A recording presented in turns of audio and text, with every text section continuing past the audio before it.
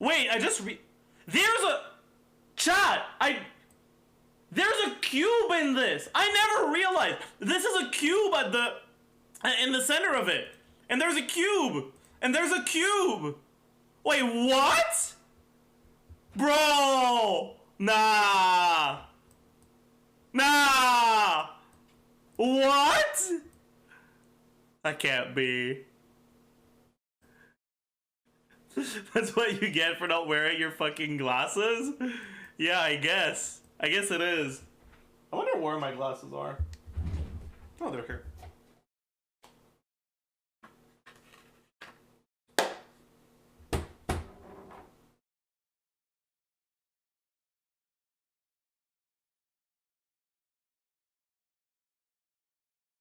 Going through r/Xenonmains every day. Okay?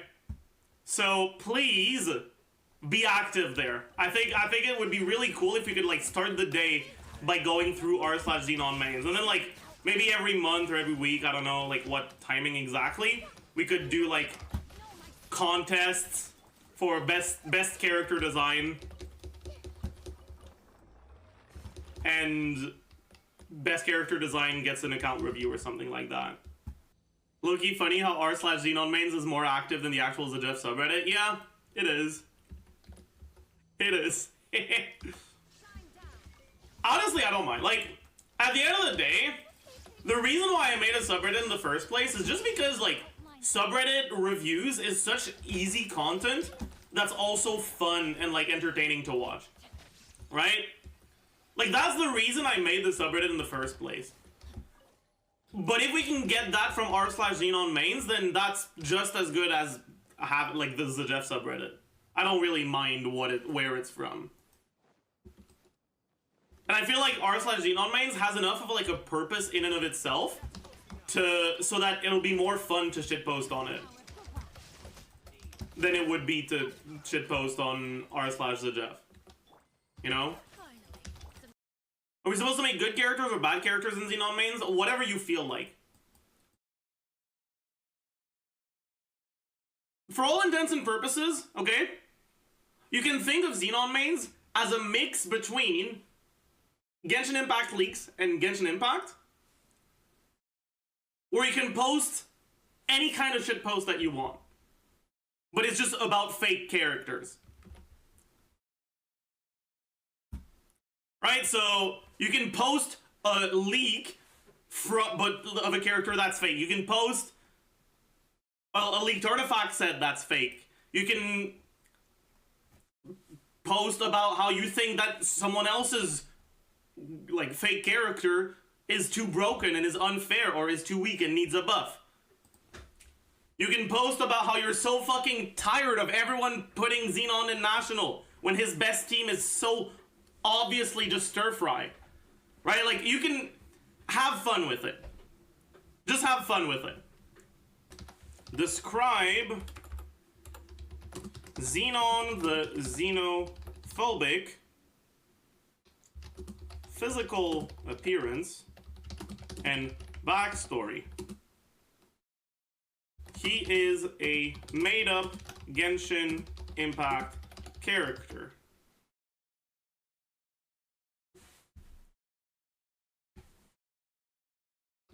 Make up and describe.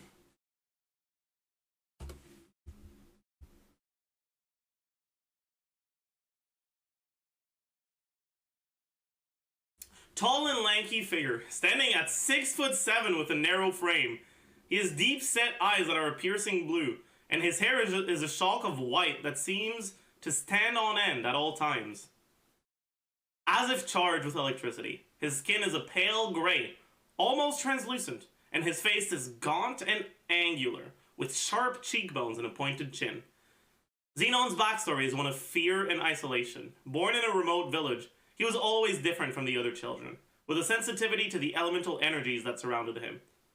Then sensitivity eventually developed into a full-blown phobia, causing him to fear and avoid contact with elemental forces.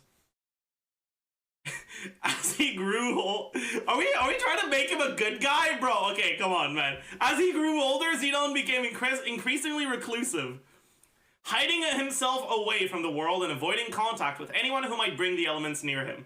Despite his fear, he was gifted with a natural talent for harnessing elemental energies, and he spent years honing his skills in secret, using his powers only when absolutely necessary. Despite his xenophobia, Xenon is not cruel or heartless. He simply fears the element and will do anything to avoid them, even if it means living a life of solitude. Despite his quirks, he is a skilled warrior and a powerful wielder of the element, making him a valuable asset to any traveler who is brave enough to approach him.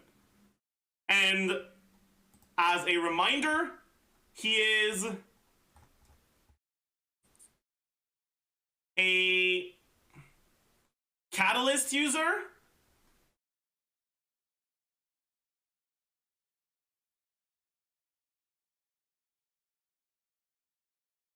I think he's Electro, right? Yeah, an Electro catalyst user. What if an artist who draws Xenon actually makes one in full-blown drip marketing style? That would be amazing.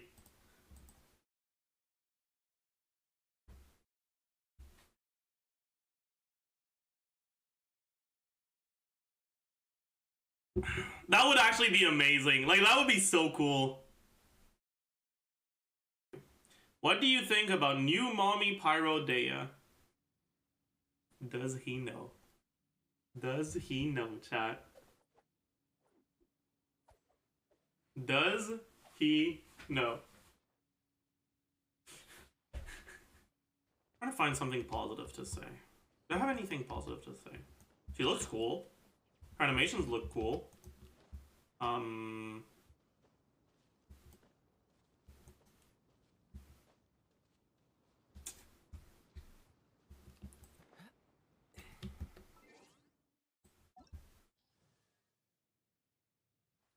She's the best Pyro Claymore that was released, that will be released this year, assuming there's no better Pyro Claymore afterwards.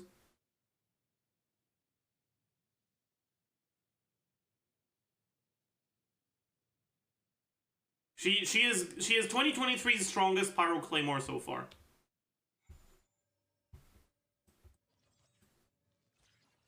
Best Pyro unit since Toma, true. Best 5-star Pyro unit since Yoimiya.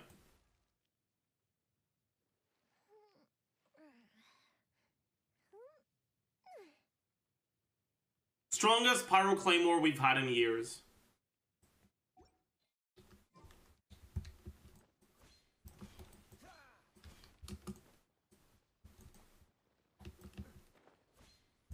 Truly one of the 5 stars of all time.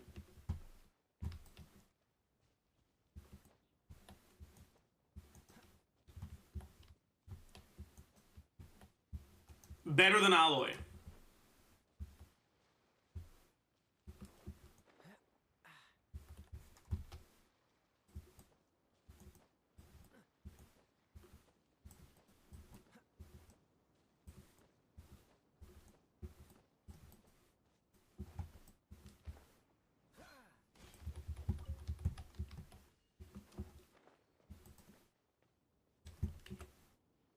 I'm a normie and I don't understand why Dehya is back. Can someone please explain? Sure, I can explain, like, in simple terms if you want.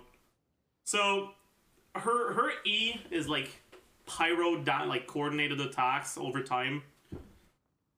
The thing is, it hits pretty slow, and it only hits a total of like 4 times, which means that you can't really use it for reactions. Like, you can use it for reactions, but you won't get a lot of reactions, meaning that it won't be very good compared to other units that hit more often than she does.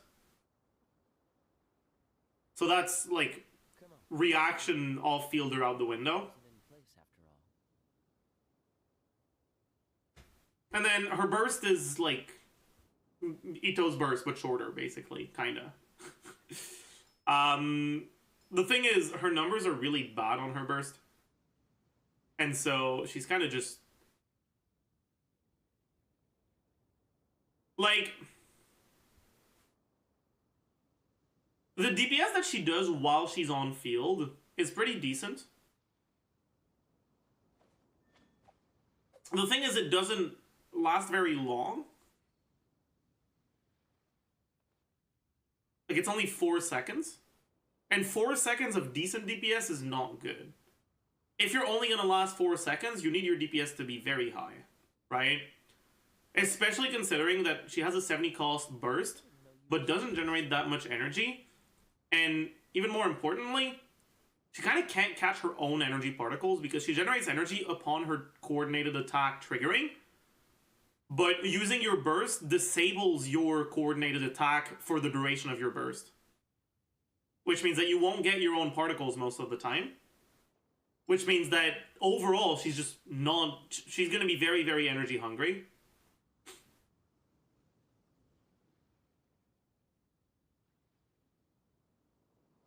And she kind of just doesn't have anything to make up for it. Like, she's got... Her kit isn't, like, a problem in and of itself. It's just... It's a kit that has downsides, and usually when you have downsides, a balanced character will have higher numbers to compensate. And it's like they forgot to give her higher numbers to compensate. Like, she is actually bad enough that if a reliable leak came out tomorrow that she was given for free, I wouldn't even be surprised. Is designed in a way that she can't be good as a support or like as a reaction trigger, but also her numbers are too bad for her to be a good carry. What if her signature weapon is tailor-made for her? Oh, it is. We have leaks on her signature weapon as well. It is tailor-made for her. It's just also still not that good for her. Like, it's good, it's just... It doesn't double her damage, and that's kind of what she needs. J-Stir, we were talking about her damage. At C6, her damage is pretty good. It's like... According to Yardi, beta testers only got C2 recently in NA. Well, then maybe they didn't listen to the NA testers. I don't know, man. As I understand it, the testers have actually been complaining nonstop.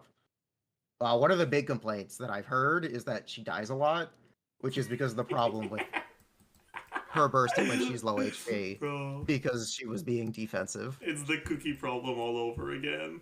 No, the difference is Dehya's actually forced into field time. If you True. Want to damage. True. And Dehya can't dodge. Love that. Love that. So it's significantly more real. I need to level up the second Dragon's Bane, man. Dehya also gives herself infinite interruption resist during her burst state. So if you are low HP, you're not going to realize you're taking damage until you're dead. Unless you watch your HP bar. It sounds an awful lot like a talent deficit. A bit of a skill issue, yes. Mm-hmm. I could say the beta testers just have skill issue. True. We could just say that. True. And real, also. And that's just the complaint that I heard coming out of the beta. Can't hurt burst. You can swap off. You can dash during it and lose the damage. Can you swap instantly after Q? Yes, you can, but there's just no reason to do so. It doesn't even refresh her turret tick rate, so you don't even get an extra proc for casting burst and swapping off. Or I guess you technically would, because 2.5 seconds. You technically would get 6 turret procs instead of 5 if you use her burst and then swap off after like 1 or 2 hits.